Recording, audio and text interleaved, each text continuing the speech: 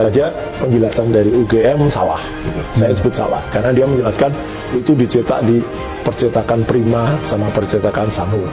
Salah karena Prima itu baru ada tahun 86. Salah lagi nih. Salah lagi ya gitu.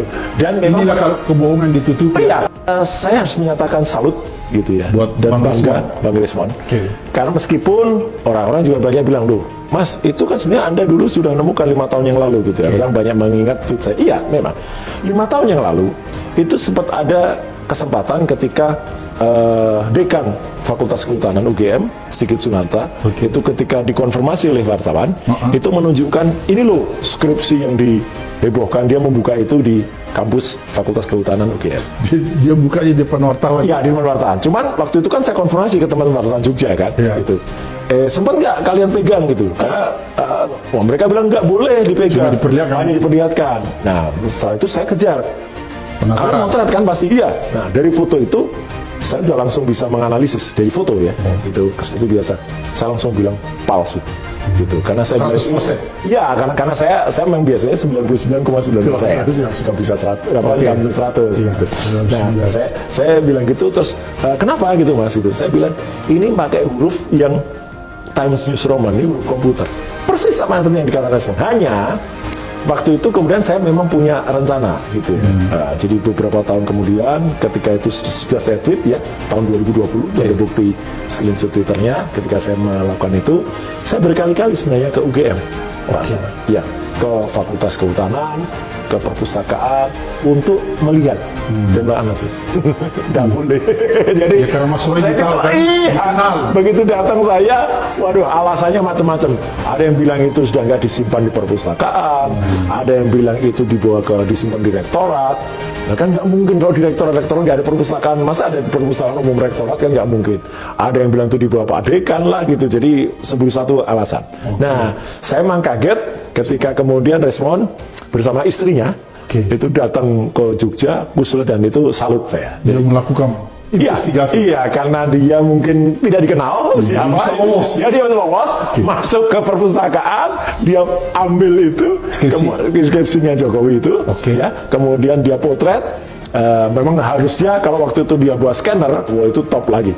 Gitu. Cuma kan mungkin nyolok gitu ya, apa scanner kan gitu. Tapi dia potret itu sudah bagus banget. Nah dari situ hipotesis dia adalah itu dibuat dengan mesin cetak yang baru atau printer baru gitu loh. Apakah itu laserjet ataukah itu inkjet? Nah, artinya dengan program yang berbasis operating system Windows, gitu. Dan itu hurufnya adalah Times New Roman.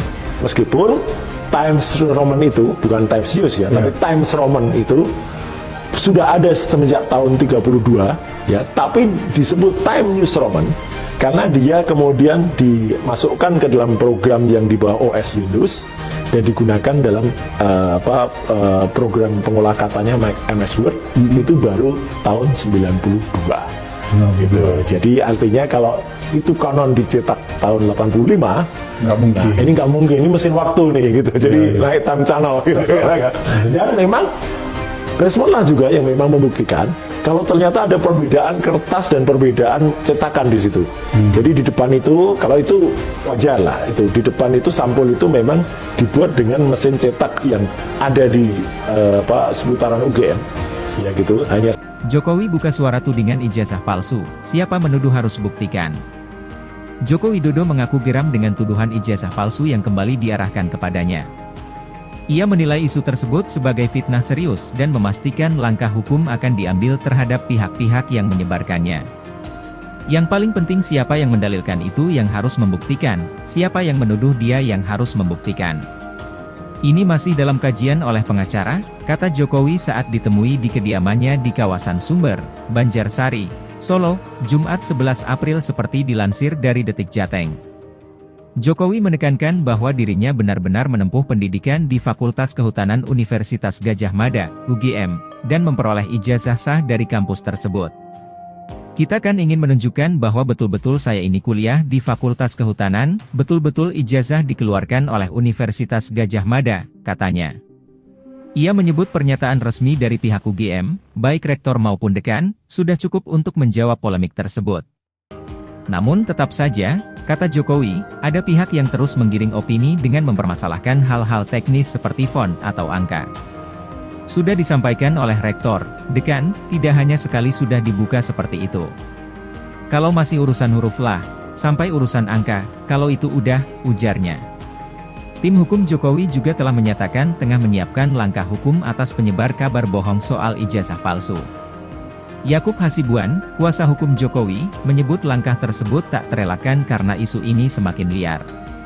Sekarang memang kita sedang timbangkan langkah-langkah hukum karena kita melihat makin ke sini ada oknum-oknum atau ada pihak-pihak yang sudah mulai menjalani jalur-jalur di luar hukum dan itu sudah sangat sifatnya mungkin sudah ada yang berita bohong, sifatnya sudah lebih ke arah fitnah dan ini ingin kita hindari, ujar Yakub mengutip Detik.